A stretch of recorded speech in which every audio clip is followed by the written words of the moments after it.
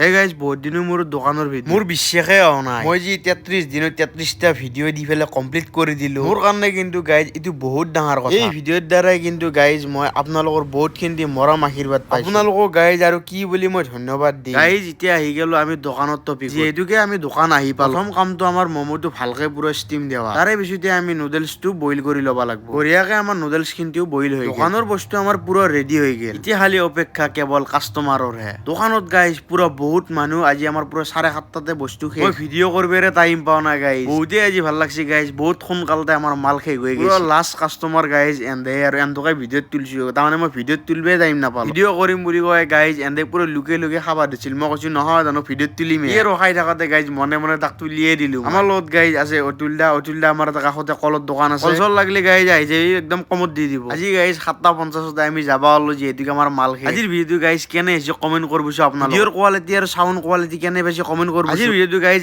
এইখিনি নেক্সট এটা ভিডিঅ'ত আপোনালোকক লগ পাই আছো তেতিয়ালৈ বাই বাই।